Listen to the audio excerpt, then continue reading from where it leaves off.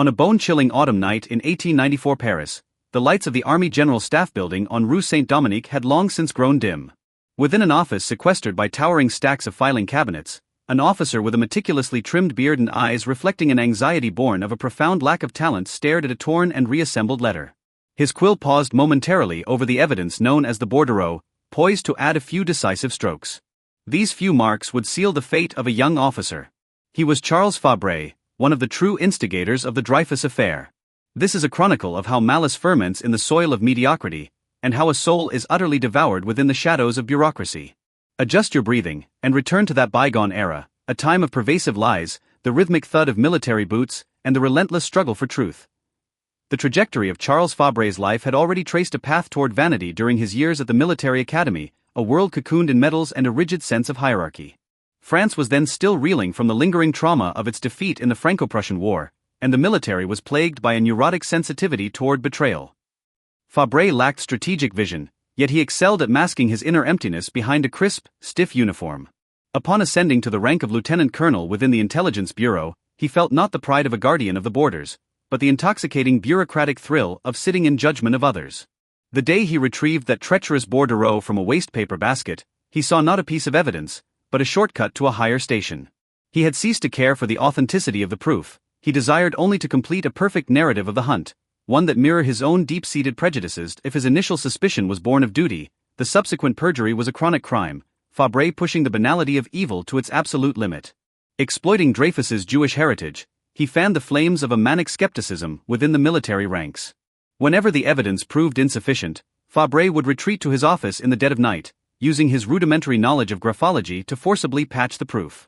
This was a torture without gunpowder or smoke, yet within the crucible of public prejudice, it molded an upright officer into a soul-selling demon. Fabre often invoked the dogma that the honor of the army stands above all, to crush any whisper of dissent. In those moments, Charles Fabre saw himself as a mender of the French soul, while his own heart felt a morbid tranquility from having successfully manipulated the truth. The snowball of lies often reaches its peak only to crush its creator with an overwhelming dread. Fabre gradually realized that as the true spy surfaced, his clumsy perjuries were being torn asunder. Yet, rather than retreat, the instigator sank into even deeper paranoia. In the Paris of 1896, as Zola's legendary J'accuse caused a sensation on the streets, the order Fabre had built upon falsehoods faced a cataclysmic collapse. The cruelest moment arrived during the courtroom confrontation. Facing eyes that demanded the truth, he remained militarily rigid. This fall from the heights of power into the mire of discredit was history's coldest and most precise mockery. That night, he felt a bone-chilling cold he had never known, a chill rising from the very depths of the truth. The final chapter of Charles Fabre's life unfolded in a silence characterized by social marginalization and the slow, corrosive gnawing of conscience. Following Dreyfus's full exoneration, Fabre was ordered to spend his remaining years in a remote provincial town. There, the roar of military marches was gone, replaced only by the damp wind whistling through empty corridors. Every morning, he continued to groom himself with military precision, performing his obsolete authority on streets devoid of soldiers. He took to writing interminable letters of defense to newspapers, filled with curses toward Dreyfus. On a rainy night in 1922, Charles Fabre breathed his last on a bed covered in old news clippings, a bed as cold as stone. He died clutching that tarnished metal with a deathly grip, as if still trying to lock away the temple of integrity he had once enjoyed briefly, and then personally set ablaze. Even today, the name of Charles Fabre remains the most chilling footnote to the concept of the banality of evil. What he bequeathed was not territory, but a reverse specimen of how one man's vanity can destroy the very foundation of a civilization. He serves as a reminder that when an individual abandons respect for actual human life in favor of professional dignity or institutional interests, disaster is imminent. Beneath the General Staff Building, which has been judged countless times by the court of history, one can almost still hear that hair-raising sound, the rasp of a quill across parchment, forging the fates of men.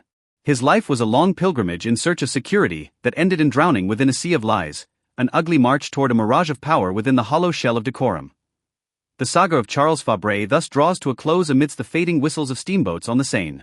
He was never a master of absolute force, he was merely an acutely sharp, yet brittle soul who steadfastly refused the choice of sincerity. He teaches us that an inner reverence for the truth is the only valid passport when you finally face the judgment of the universe. Just as he sat alone in the coldest years of his exile, clutching a guttering candle to ward off the inevitable void of his end. Perhaps you, too, are navigating anxieties, squeezed by rigid rules or the chill of a cold environment. But believe this, in every life, there exists a unique scale of justice. May the cautionary shadow of Charles Fabre become the firmest bastion of your spirit, guiding you toward the most serene and truthful shores of the self. Good night.